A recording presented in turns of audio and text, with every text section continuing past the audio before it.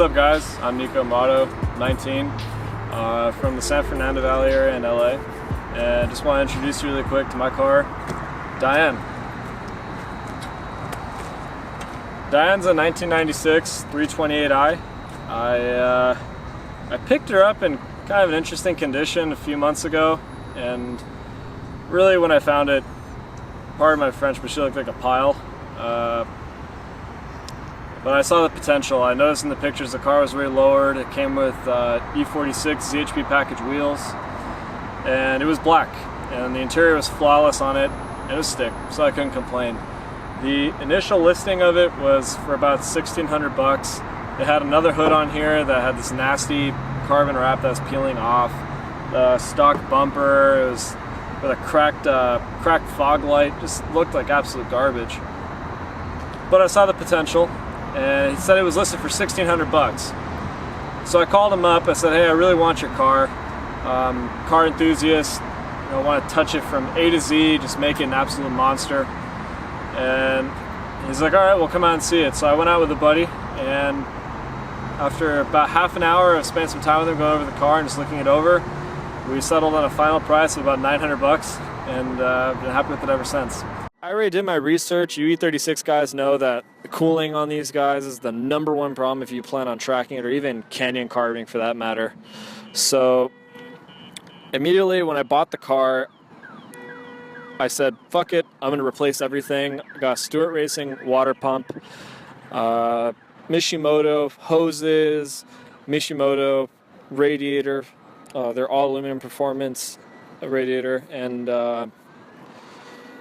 an aftermarket thermostat that opens up at a lower temperature, because I did the mechanical fan delete. So currently the mods that I had on it when I bought it came with Megan Racing springs and struts.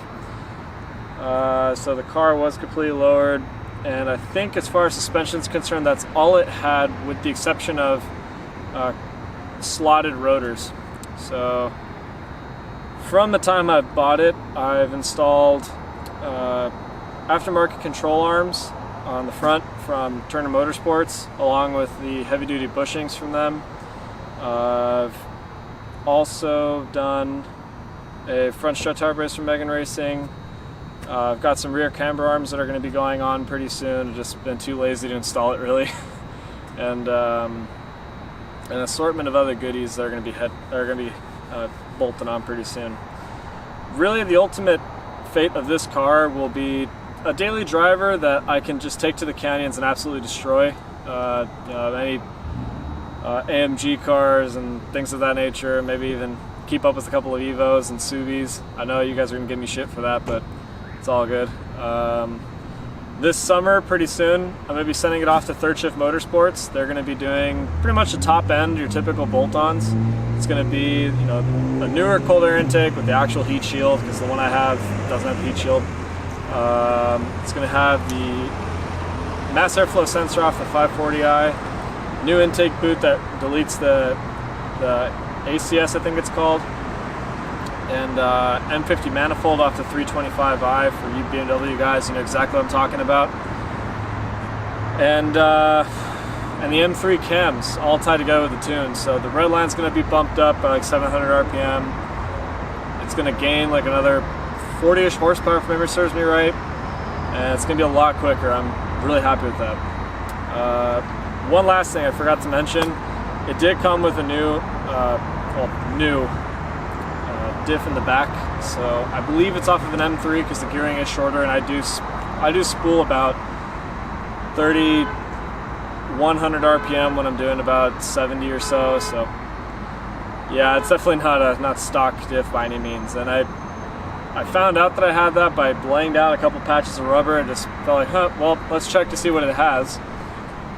So I just wrung it out to redline, dumped the clutch, and I saw it left 2 even patches from the start. So I'm like, oh great. So it has a limited slip. It's pretty cool. You might notice that the hood's wonky and it has this weird ass color on it. That's just because I primered it when I got the other hood. It was originally blue. So sanded it down, got it all smooth, and now it's just awaiting a paint. The whole car I'm going to do myself. It's going to turn out matte black. And I'm contemplating how I want to finish the wheels, but so far that's where I stand on the build. Maybe a few years down the line, if it's possible, might do a dual clutch swap. I know it should stay manual, but just we'll see what happens. If I could fit a sequential gearbox, that'd be awesome, but we'll see. And then hopefully direct mount supercharger one day. So these are all plans, but you'll see a lot more of this soon.